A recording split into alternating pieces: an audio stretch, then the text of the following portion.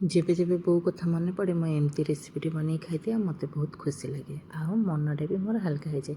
तो कहीं आज टे देहटा भल नाला बो कथा भारी मन पड़ता पाटिकी भी किसी रुचु नाला देखिली फ्रिज्रे भिंडी थी गचर तेज आंब कंपलसरी समस्त बाड़ी फलुवा। तो मो बो छोट बेले ना आमको जो भल न लगे एमती आंब पकईकि भिंडी झोल बनईकि दे जहाँकि खावाई बहुत भल लगे तो टेस्ट पूरा एक नंबर रहा।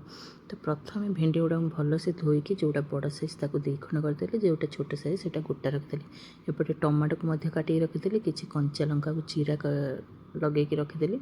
आलू को चोपा छड़ी रखी ये बड़ बड़ साइज्र दुईटा आंब मुझे ये काटिकी तार चोपा छड़ेकी तार कोईली बाहर कर दी। छोट बड़े मन थी आम कोईली सहित केमती खेलती बोली तो ये कोईली बाहर कर रखी ताकू साइड कर देकी एपटे मसला ने जीरा सोरिष ये किसी शुक्ला लंका और रसुण आपको बढ़िया से गोटे फाइन पेस्ट बनईदे। तो देखो पेस्टा बहुत ही बढ़िया देखा तो सीते चुली लगेदेली अधिक कर तेल देदेली भिंडी गुड़ा प्रथम लुण हल्दी देकी तो किसी समय पोड़ पोड़ होकर भाजिया को पड़ो कहीं भिंडीटा न भाजिले बिल्कुल भी भल लगे जी भल से भाजीदेव ना भिंडी तरकारीटा खावाई बहुत बढ़िया लगे एमती माछ मांसटारू भी आहरी अधिक टेस्ट।